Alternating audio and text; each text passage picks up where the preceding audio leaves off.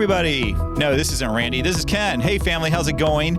You are listening to This Is Whole Life. This is episode 426. And Randy, our host, has the week off. We decided to go ahead and let him take a vacation. And it's all because we got a great new member of our team here.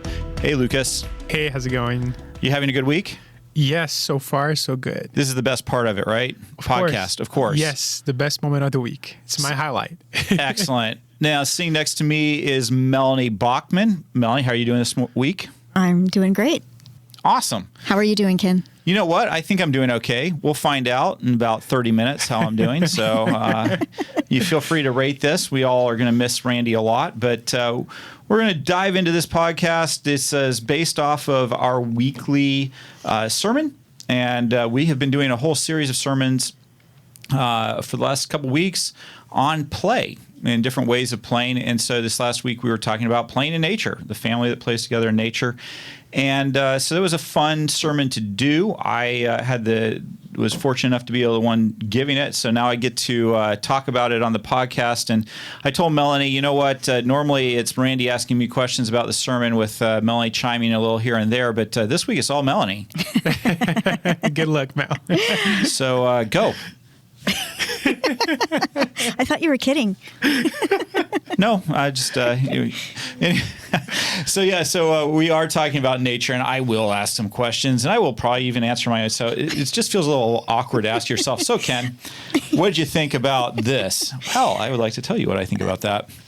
So we had a great South, by the way. Good music, and really awesome. We had 3 baptisms this last week. Mm-hmm. So that was pretty fantastic. So, Lucas, I'm hearing that those might wind up on our website somewhere eventually? Yes, we're going to have a library with those kind of videos. So stay tuned because if you like this type of content, we're going to have some there. Yeah, it's not just them being baptized. We usually will have them record a video where they kind of talk about why they chose to get baptized and what Jesus means to them. And so you get to watch that whole thing and then watch them get baptized. It's a pretty cool thing. So, hey, you heard it here first. That's coming.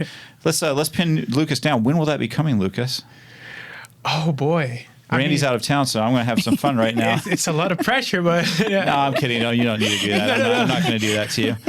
No, instead I'm going to say, Melanie, when is it coming? When are we going to get that done? Oh, Lucas is going to get it done this week. Oh, he's wow. Awesome. That's awesome. Wow. Yeah, if she says so. Melonie's the boss. I'm doing it. Melanie tells us all what to do. So I have to say, Melanie, going into the sermon this week, rehearsal, we always, well, I shouldn't say we always, but we generally try to rehearse the sermon on Friday mornings.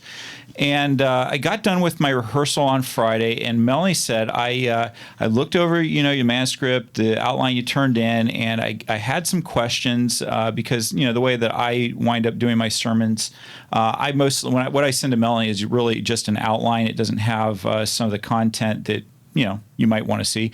And so she's always kind of waiting to see where things are going to get filled in. What he actually says in between the lines. Yes, always waiting to see what happens. So she said, I had some questions going in, and I still have them.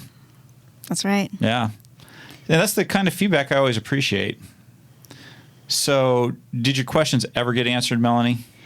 Well, it wasn't an easy question because none of the questions I tend to ask ever are. So I don't know if it's fair to expect a specific she's trying to be answer. nice, and the answer is no. Yeah. The answer is no. The answer is no. So tell us, tell everybody what your question about nature was, and tell them a little bit about what was going on with you with that.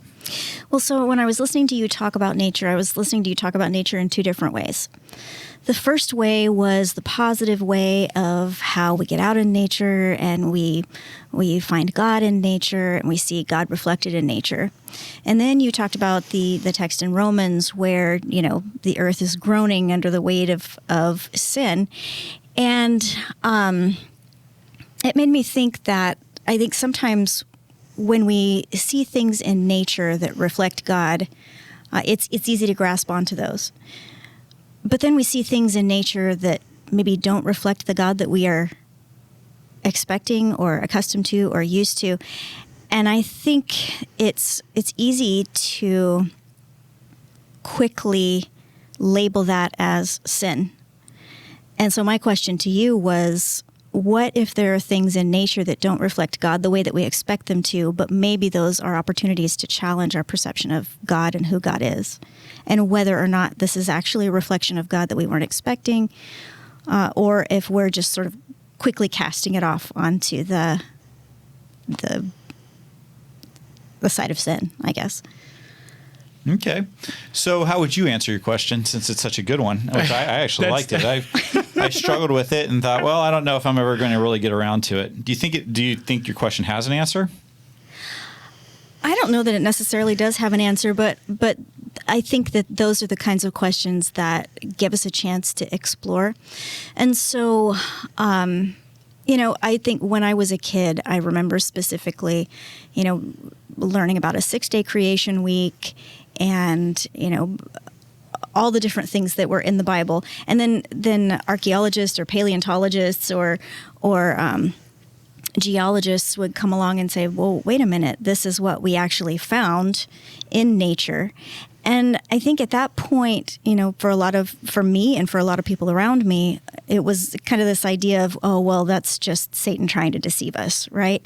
That's the devil planted those bones there or something like that, so that we didn't actually have to wrestle with the fact that, wait a minute, the Bible says this, nature says this.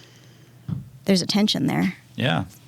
For sure. And I think that is, I remember teaching high school Bible and just having some students. We were talking about creationism and versus evolution, some things like that. And I remember some of my freshman students saying, oh, evolution is just so stupid. How could you believe that something came out of nothing? That's just so dumb.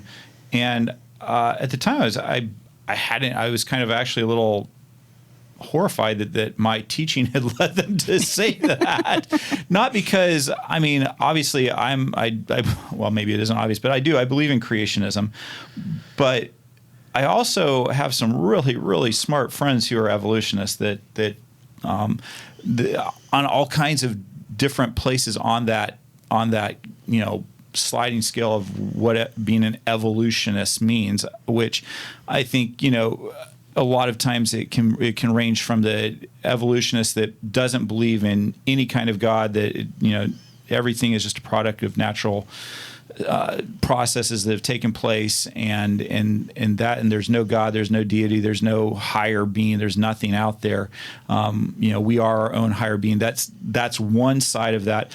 To some friends who believe that there is a higher power, that there is a God, but that God maybe set everything in motion and then kind of let it take its course and let things kind of run. Yeah, theistic evolution. Mm-hmm.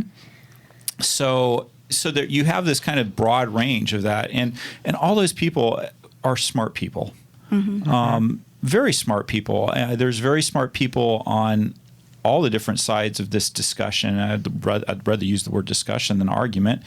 I think that sometimes we really kind of do ourselves not a favor by just writing people off who don't agree with us on this as being dumb. And that's one of the things I said to that freshman class. As soon as I said, no. If I've given you the impression that I think these people are dumb, I'm really sorry, because I don't. I think they're very smart. I think many of them are far smarter than I am. That doesn't take away from my belief set. It doesn't have to take away from yours. But when you start calling people dumb and doing that sort of thing, you diminish them, and you don't give them the chance to be heard, to be seen. And it also really closes off conversations with other people, right? Well, and sometimes it can just be an indication of our own ignorance. Yeah, sometimes it can be. Especially if we don't study those things and we cut ourselves off from it, then our answers are really easy. And anybody that doesn't accept the easy answers, then, But what I think that is interesting is there's more than one kind of revelation. And that is, in theological circles, you might hear people talk about special revelation versus general revelation. Special revelation is, what the Bible would be an example of special revelation. General revelation would be, more about what happens in nature, what happens around us. And what we tend to do, I think, is privilege special revelation. And anything that doesn't match in general revelation, that causes a huge problem, but we tend to give priority to special revelation.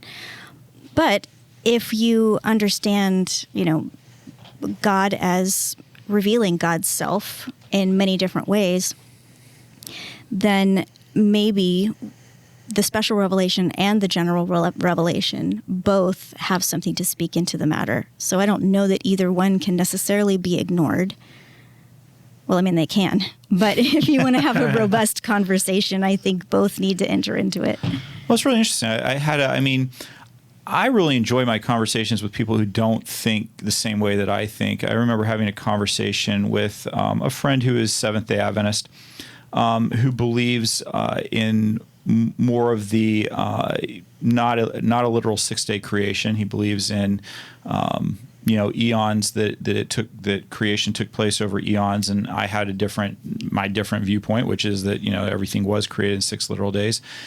And he's a Seventh-day Adventist, and I said, well, how can you be a Seventh-day Adventist and believe that? I said, what do you do with things like the Sabbath? I mean, if things happened over eons, then seventh day, is that? I mean, it's not a day; it's an eon, right? I mean, it's so how does that play into things? And I mean, I thought I had him. I was like, yes, there we go. It's like, what are you going to, now I win, right? And he thought, he said, I really thought about that for a long time. He said, it was one of the things I really spent a lot of time thinking about. He said, then I looked in, the Old Testament, I believe it's the book of Ezekiel, that he had it correct, whatever it was. Ezekiel, I do believe, is where it is, where he said that we will, basically, when we get to heaven, we'll worship God from one new moon to another, one Sabbath to another Sabbath. And he said, so for me, that makes the Sabbath easy. It's like, well, if we're going to worship on Sabbath in heaven, then there you go. It's whether the earth was created on eons. And that was, for him, the rationale that he came up with. I thought, well, that's very thoughtful. He's put a lot of time and thought into it. And I think that sometimes we, particularly those of us who are maybe on more of a literalistic understanding of the Bible, the way that we interpret the Bible, tend to be a little bit dismissive of people who don't have that same thing, as if they don't want to know God, they don't love God, or they're not putting the thought and effort into it, or they're more on, they're giving more credence to science. And what I find is a lot of the times the people that I have those conversations with have thought things out way more thoroughly than I have, because they've had to. They're on a different side of on a minority side of the argument within the community that they live in. So, for instance, my friend that I was just talking about that talked about that he believes in. Creation taking place across eons. He's put a lot of thought and time and effort into it. And so when I have a conversation with him, I'm always like going away with a, armload of books that I need to read and dig into and kind of see where I come from. And it doesn't necessarily mean that it's changed my mind, but what it has done is I have a ton of respect for him. I know he loves the Lord. I know that he really cares about doing what he feels like God's calling him to do. And that's something that I can respect even when I disagree with, the conclusions that he's come up with. So why are we so fascinated with origin stories? Really good question, Melanie. I feel like you have the answer to that. I don't necessarily, but I mean, what you just said about Sabbath made me think about, does Sabbath need an origin story? Because it kind of seems like the way that a lot of people attach Sabbath to a 6-day literal creation story means that without the creation story, there can't really be a Sabbath. And so I guess I'm wondering if Sabbath actually needs an origin story. Well, I think, I would be happy to talk about this. Oh, please. Yeah. Please do. I think within the Seventh-day Adventist denomination, we definitely feel like Sabbath needs an origin story. Otherwise, is it just the creation for a cultural group of people at a certain time in history? The Israelites, while they're wandering through the wilderness, do they get that? Without the origin story in Genesis, what validity does Sabbath have? Does it have it outside of, for maybe the Jewish people and the Jewish culture? Okay, so that's an indication of special revelation, an origin story of Sabbath. But what if we look at nature and we discover that there are circumception rhythms that take place in our bodies that actually take place? Okay, I'm going to stop you for a second. So what did you say it was? What kind of rhythms? Circumception. What does that mean? Every 7 days. Okay. Just stopping. I knew what that meant, but there might have been some people. Lucas is still, he knows what that would. He know how to say that in Portuguese, but right. Definitely. But I was just making sure that he knew, and maybe somebody else out there didn't. That was really generous of you, Ken. Thank you. I'm a good person that way. I'm sorry, I interrupted your thought, so continue on. No. There are different articles in various scientific journals that seem to indicate that, for example, our human immune systems are set to a circumception rhythm, that they seem to reset every 7 days. There are different animals that have circumception rhythms.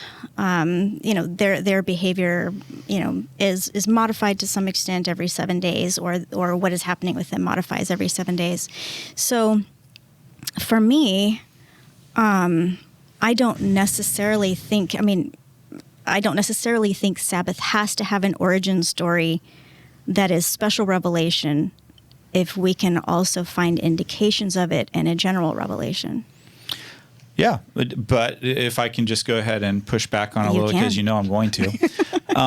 So with that said, okay, 7 days, but is there a seventh day that really matters then? Or is it just whichever seventh day your body tends to line up on is a day of rest type of thing? Well, so what you're saying is if my body happens to take a rest on Wednesday instead of Saturday, then something's your wrong. body's messed up. And my body's messed up. It must be sin. The devil is trying to deceive us once again. Your general revelation does not line up with special revelation. So I don't know. And I love your question about the origin stories. That one's fun. I just love origin stories. Like anytime, I am not a comic book person. I know that's heresy to some people. I don't care about Batman or Spider-Man, all that stuff. But you give me their origin story and I'm in. I'm like, okay, what's that about? I love a good origin story. I'm paying attention. Tell me about that origin story, where you came from. I just think it's fascinating. So yes, I think Ken thinks everything should have an origin story, because to me it's like anytime you meet somebody's parents and you meet their origin story, you're like, oh yes, now things really line up. The things I'm beginning to understand a little bit more of why you are who you are, because your origin story makes things make sense. Right. But you can retroactively create an origin story for something, right? Yeah, it's called fiction. For me, it's just hard to. So we have this calendar. How do we know that our Sabbath day, it matches the exact date from the creation? Well, let me go ahead and get my abacus out, and I am going to show you mathematically why this works. This is funny. I actually get asked that question a lot when I do Bible studies with people who are learning about the Seventh-day Adventist faith. And they're like, so how do you even know that? How do you know that Saturday is the Saturday that's talking about in Genesis 1 and 2? How can you figure that all out? And there are Adventist pastors who are way smarter than me that actually will mathematically try to show you from different how that works out. To me, the easiest way to understand that, in my opinion, the easiest way is to just ask yourself, when do Jewish people worship? What day do they keep holy? And they've been doing that for a long time, arguably since it came down on Mount Sinai. They've been doing that, and they've been very methodical and careful about keeping it.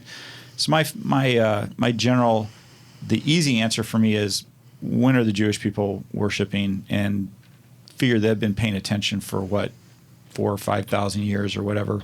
So there you go. That's my answer, Lucas. Thank you. Does that work? Yeah, no, perfect. Oh, yeah. I have no other. You get paid to say that, so I appreciate that. I don't know. I think you're letting him off the hook too easy, Lucas. I really have no other answer that I can think of. Do you have any answers to that, Melanie? Is there what Ken said. Oh, yeah. See, look at me. Now just you're the one being capitulating to the. No, actually, but I guess what I'm trying to say, connected to what I was saying earlier, is if it's the origin story that is of utmost importance, then if for any reason and in any way the origin story is invalidated, then is that practice invalidated? Because obviously, even before you ever knew my parents, I existed. And we were friends. I don't know. It was the final proof was when I met your parents, and then I was like, "Yeah, Melanie's a real person. It's not Pinocchio. Just, I'm a real girl." Oh boy, yeah. This podcast has really devolved without Randy. I don't think we've even talked about food yet. So something's really not working out here. We actually got a very interesting question here. Let me read it. So recently I came across a fascinating theory that suggests viewing the earth not merely as an inanimate object, but as a living being with its own instinct and value and purpose. This perspective sees the earth as an instrument in the hands of God, similar to how we as humans are also instruments in His plan. Given the focus on nature in your discussions, how do you view this idea? Do you think this concept aligns with the biblical teachings, and how might influence our understanding of our relationship with creation? Wow, that is a good question. I love that. So if I'm understanding it right, Lucas, it's basically saying that there's a theory that the earth is a living thing, and that it's just like us. It has a purpose that God has given it. I don't find that particularly controversial within, although I suppose some Christians might, but I don't. It's clearly there's things that are a lot of living things, and the Bible verse that I quoted says that the whole earth groans through the pains of childbirth, and I think that you can see a lot of nature groaning right now. And there's so much controversy around it. It's sad that it's become such a political issue about taking care of the earth, right? Mm-hmm. And caring about the environment and that sort of thing. And people will get really wound up really quick if you suggest that there isn't global warming, or if you suggest there is. We will get like a million emails really quick on that particular topic. But I think that one of the things that I find discouraging is when Christians seem to have this attitude that because Jesus is going to come again, and because there is going to be an earth made new, that we can basically thrash this earth, and doesn't matter how we, what we do, we can basically ruin environments. We can do that because it's all going to burn anyway one day. It'll be okay. Reminds me of a builder that I knew that was a Christian, and I remember this guy would tell people that the houses he built, he was like, somebody complained that the quality wasn't there. He was like, it's okay, it only needs to last another 5 or 10 years anyway. Jesus is coming back. And it strikes me that if you wouldn't want that person to be building your house for you, even if you do believe Jesus is coming back soon, I don't know many of you that would be like, yeah, but so go ahead and use inferior products. Don't worry about, just make the house. No, all of us would be like, no, we believe Jesus is coming back soon, but go ahead and make my house as if he's not, so that if he doesn't, that I still have a house in 10 or 15 years. And it occurs to me that why wouldn't you take that same approach to the earth? And it goes beyond, I think it goes beyond taking care of something that's inanimate. That it's about taking care of something that, to this person's point, something that's living, mm-hmm. that matters to God. I think one of the most abused text by Christians at times is the dominion text in the book of Genesis, where God gives mankind dominion over the earth.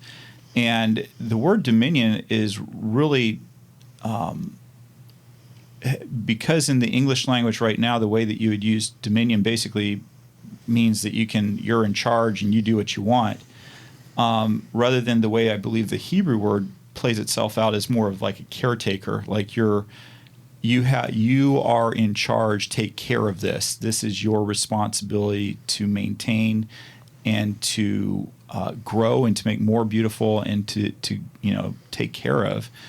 And so that's why I think that sometimes Christians really I remember being on a plane and finding myself sitting next to what was at that time a very well-known actress that I didn't recognize until about 30 minutes into the flight, which was embarrassing on its own. And she was, I was telling her that I was a Christian. She's like, "Oh, I don't particularly care for Christians." I'm like, "Oh, good." She said, "Because you guys," she goes, "I'm an environmentalist, and I think you guys just think it's just okay to trash the earth." And I said, "Well, I'm sure that there are Christians that definitely think that. I'm not one of them. I disagree with that." And I share with her some of these passages where God gives us the responsibility of taking care of the earth, and it was kind of fun to watch her actually taking notes and writing some stuff down about that. But what really stuck out to me was how turned off to Christianity she was because of that attitude. That was one of the things that most turned her off to Christianity, and I would say that that's really sad, since I think that's really poor theology. I think good theology says, hey, we're here to take care of this earth. We were put here not to destroy the earth, but to actually take care of it and to watch out for it. And good people can disagree about what that looks like, what that means.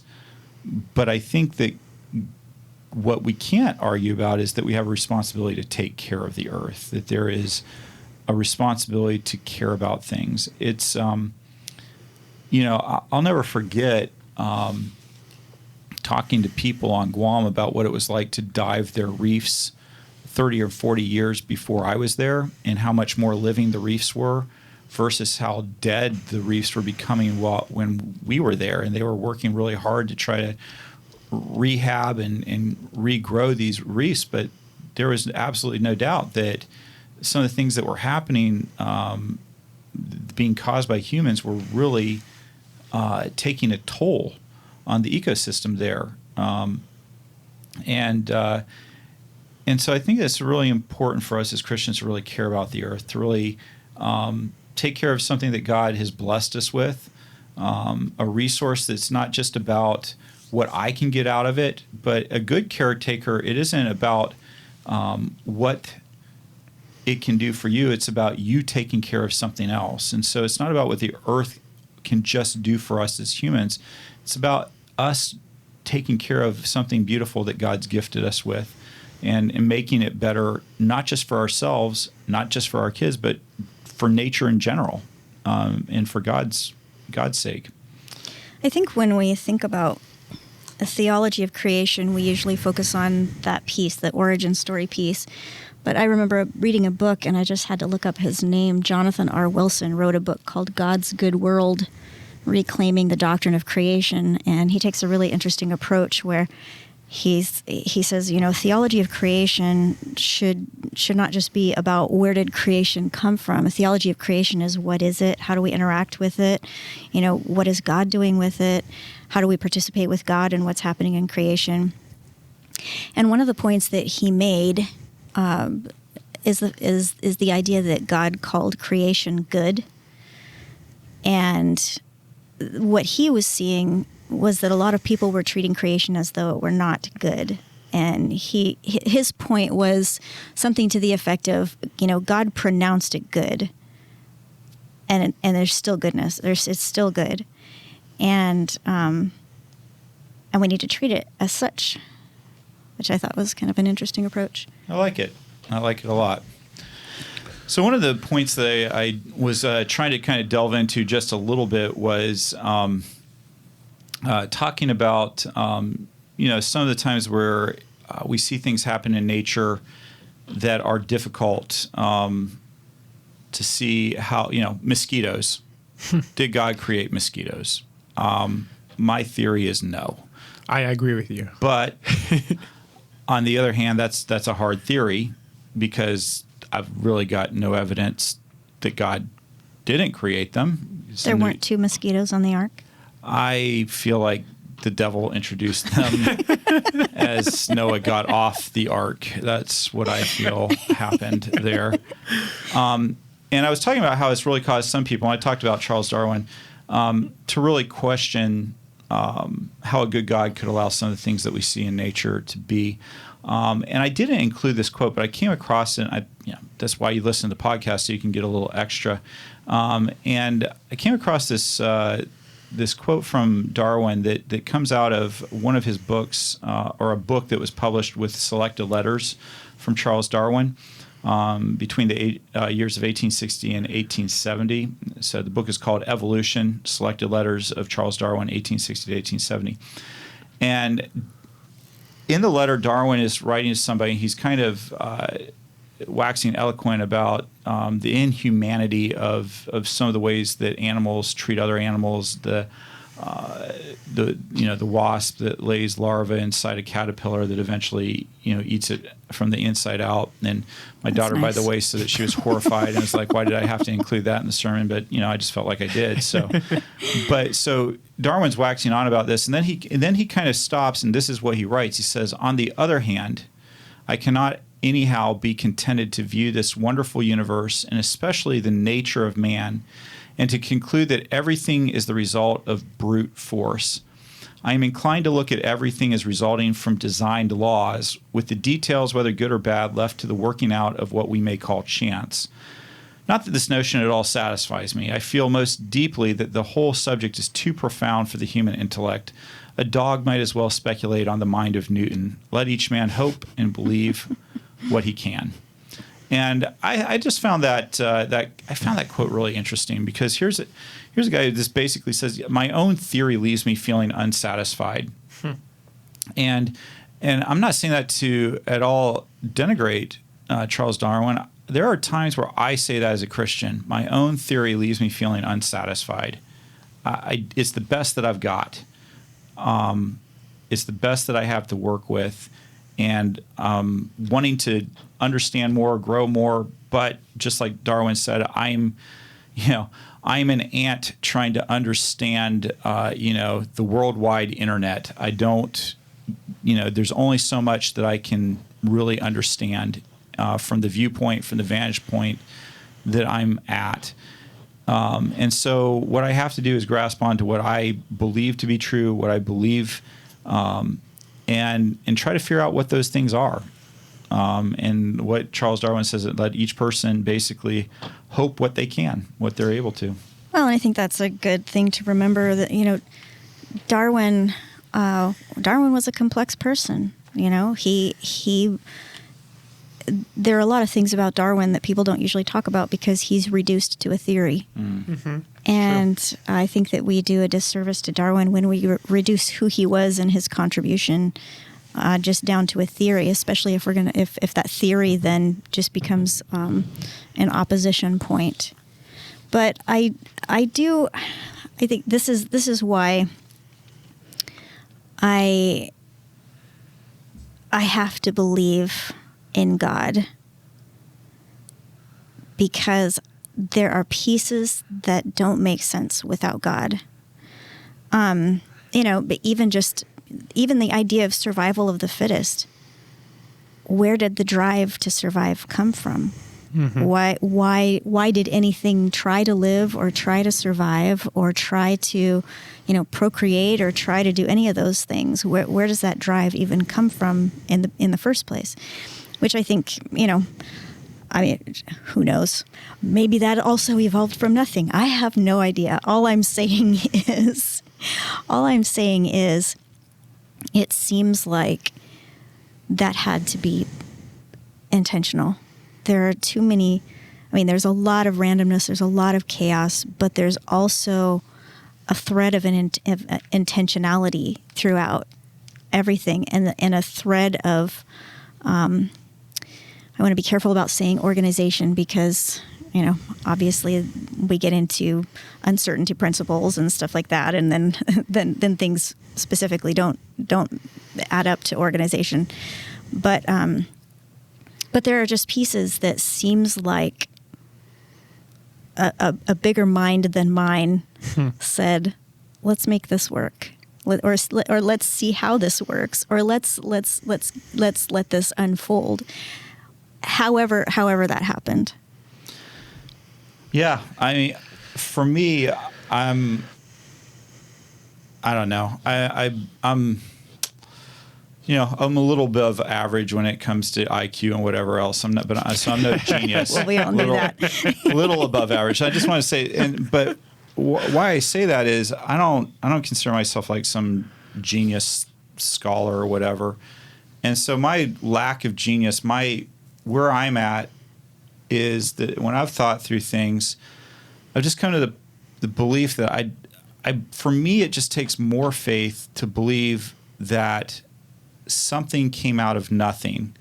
We're taught scientifically that everything has a cause, that there's something, cause and effect, that something happens, something else happens. And for me, for this universe to exist scientifically, something had to make it happen. Well, what is that something? And my limited research, I can't find anything outside of a faith that something did happen, which to me points to something that I can't explain, a higher power, a God.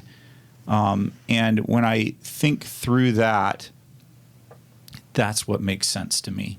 It's where I say there's got to be a God, because it's like I talk to when I'm having fun with some of my atheist friends, I said, we both believe in magic. You believe something magically happened. I believe in a magic that created that. You just believe that maybe it's somehow it's not sentient or whatever, that it's And so for me, that's where I start off. And when I believe that there is a God that created things, for me, what that takes me next is I look at the order, I look at the beauty and for what I see a God that cares about things, that a God that's loving. And when I read through the Bible, I see a God that for me, and as many of my students at Middle Tennessee School of Anesthesia would remind me, I was raised in a Christian faith, so of course that's what I'm going to believe, is what they would tell me. But there's been more than a few times in my life where I've been like, I don't know if I really want to be a Christian. I don't know, with the way that I get treated and with the things that happen. But what has always brought me back is that this idea, this profound belief that if there is a God that cared enough to create things, that there's a God that actually cares about me, that cares about this world. And if that's hope, I would sure rather hope that than that there's some impersonal God that just fired things up, left it to run, and walked off the scene. And what I can tell you for me is that in nature and in my own personal experience, I find a God that seems to have his eye on me, that doesn't do what I want God to do all the time. And yet I do feel God working, and I do feel this experience with God that is outside of what I could scientifically prove, but that I can show. For me, I have that experience with God. And so each one of us has to kind of find that spot. It can be hard. Sometimes we can take things that we thought we knew and rediscover, and it can be shaking with us. Melanie, you wrote about people who are deconstructing and how to preach to them, and I think that's important. I think for us, we have to be open to where people are at, and all we can speak to is the experience that we've had ourselves, without expecting other people to have that same experience. Mm-hmm. But in the hopes that when we share our experience, there's something that aligns with that other person, that gives them some hope. I find the world to be a pretty bleak and terrifying place if there isn't a God that's loving, if there isn't a God that has nature within God's hands and within God's control. So anyway, deep thoughts with Ken, Melanie, and Lucas this afternoon. I think it's fair to say, though, that there are people who don't believe in God and don't believe in a particular purpose, but they don't necessarily see the outlook as bleak and terrifying. I think that some people are able to function and see purpose even if they don't have that peace. So just throwing that out there so that, Yeah, the other absolutely. voices are represented. Sure. I definitely, I certainly know some, have good friends who are not Christians, who are atheists and live what I would consider to be a very moral life, a life that they feel has purpose. So for sure, when I say for me, I do generally mean me. For me, it would be pretty purposeless, but I know other people have figured out what works for them. So let's go ahead and jump to a email that we received from a faithful listener in the Tampa Bay area. So faithful listener says, currently listening to the discussion on hobbies taking the place of Jesus and really wanted to weigh in. I love gardening and I really struggle with the same question. But I've found such joy listening to podcasts like Whole Life's and sermons while I garden. And thank you for doing that. Thank you. Thank you. I don't always listen to sermons. Sometimes I just garden. But I know that God is smiling and seeing me be joyful in my hobby. My kiddos, hubby, and friends now calls it my garden worship or garden therapy time. Keep up the good work, a faithful listener in the Tampa Bay area. So thank you, faithful listener. I love it. We appreciate Garden you. worship. It's almost like lots of different kinds of things can be acts of worship. I like it. I do like that. So as we kind of start to wrap this up, and by the way, not a ton of questions this week, as one of the people online said, not a particularly controversial sermon, and so not a lot to say here. Okay, well, so Yet look at us finding ways to make it. So I want to apologize for not making it more controversial when I was actually preaching and just saving it for podcasts. So there you go. As we wrap it up, I wanted to ask my friends who are here with me, where is your, like, if your most peaceful place in nature, like if you could go anywhere in the world or a specific place and you just find it the most peaceful, the most restorative in nature, where would that place be? I'll just start things off. I already gave it away. For me, one of those places is up on the Blue Ridge Parkway in North Carolina. I love those mountains. For me, I can sit and just sit there for hours. Another place that I love is the Outer Banks in North Carolina. If you go outside of tourist season, the beaches will be pretty close to empty, and there's something very peaceful about just listening to the ocean and just watching it. And that's just another place that for me is just a super peaceful God place for me. What about you, Lucas? Well, for me, I'll say that when I moved to America in 2014 to study at California, Riverside, there was this mountain that people used to hike. And it was very new for me. I was always looking for a place for me to talk to God. And I went to those mountains, and it was so peaceful. And the wind blowing at my face, and I could really feel God's presence. So I'll say for me, that place is special. Love it. Yeah. I have to be around water. Okay. Yeah, I love to spend time. So I the love kitchen to spend sink. time. Yes, kitchen sink. Okay, because that's where I would naturally be inclined to right Ken. Now you're making me into a Sure. misogynist. I see what's going on here. No, but I love to I be kind at the of beach. walked right into that, actually. Yes, I thought it was being funny, and then I was like, oh, wait a minute. and then the trap slammed Yeah. shut, and Boom. there he was. There it is. But there's another way that water factors in. When we used to go snow skiing, we would go way, way, way up into the mountains, and you ride the chairlift all the way up. And on some days, especially when there's a fresh batch of snow, 2 or 3 feet of snow has fallen, and there's no wind and there's no anything, and all that snow just soaks up every sound. So you are literally sitting there in stillness. And I think that's also a really peaceful place to be. So in all seriousness, what body of water is your favorite to be around? I really like the Gulf of Mexico. Ooh. I Sarasota? Well, I mean, so Tim and I used to go to Orange Beach quite a bit, and we used to go to that's right on the edge between Florida and Alabama, and then we have also gone to Pensacola Beach, and I don't know, I just have a lot of good memories there. Although I will also say that I've spent a lot of time on the beach in Puerto Rico, and that was really peaceful and beautiful also. Every time that I was visiting a place that I really loved it, I had this habit of taking a screenshot of the longitude and latitude of that place. Oh, really? Nice. Yeah. That's awesome. That's cool. Yeah. So I could, take some pictures, screenshot the longitude and latitude. So I, every time that I look at that, I was like, man, I have to come back here one day. And, that is a great idea. Yeah. I love that. You're a nerd. I love it. That's awesome. Welcome to the club. That's Yes, fantastic. That's awesome. So, love that. So what's your favorite place? You write us and tell us at podcast@wholelife.church. We'd love to hear from you.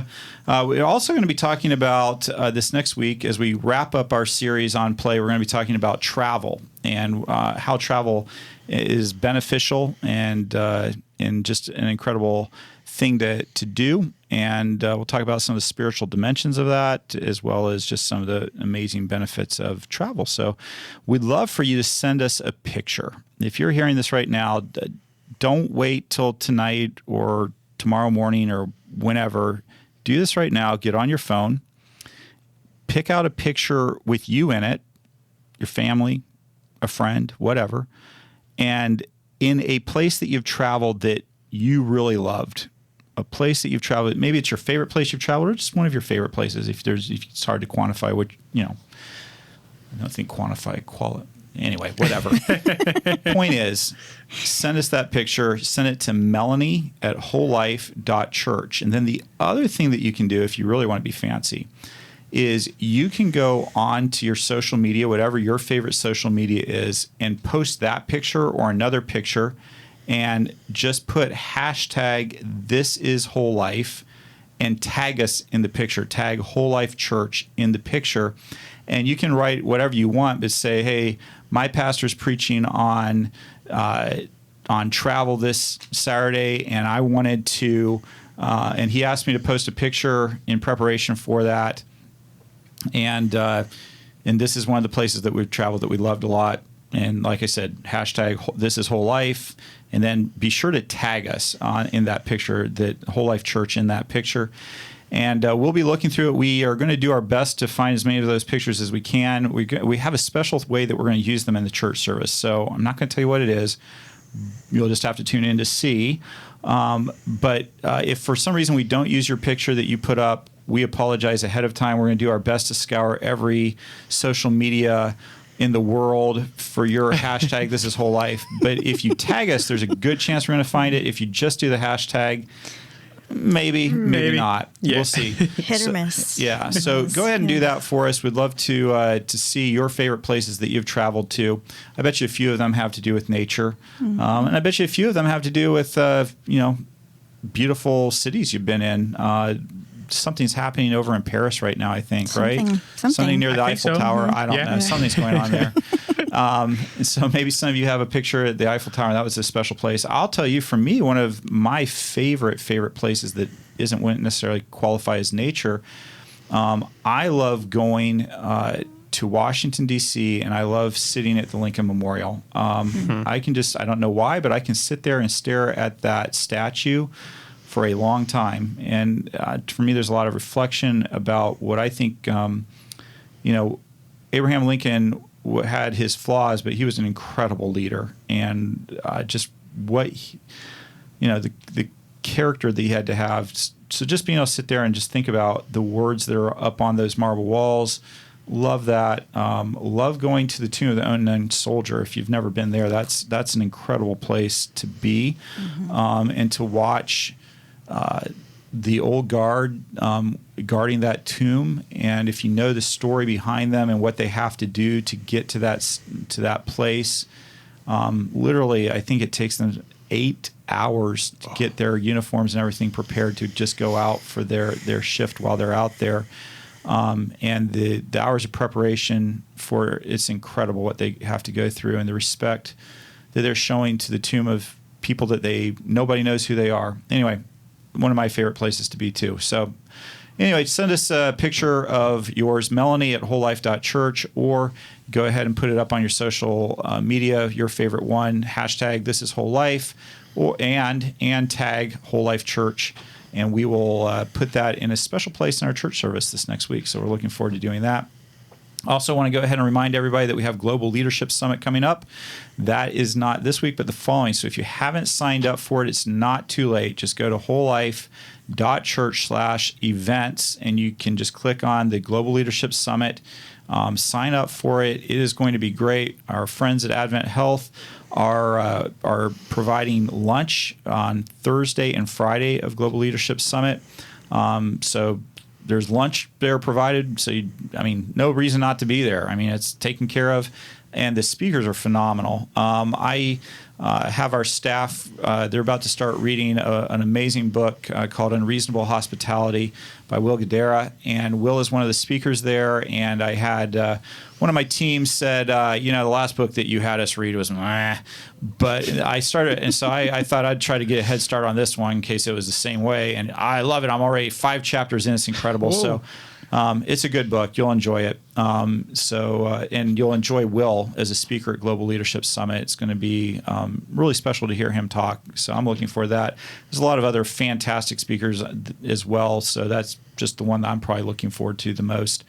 So hope to see you at that. It's a Thursday and Friday. It's incredible. You don't want to miss it. Whether you think you're a leader or not, it's something that you'll really be blessed by, and it's going to maybe be life-changing for you, if we dare say that.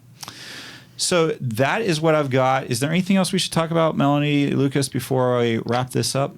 I don't know. I'm just really curious, and I can't wait to see how you're going to make travel controversial. So we have lots of questions for podcasts next week. What's controversial about travel? Don't miss the service. If you have an idea of how I can make it controversial, email me, ken@wholelife.church.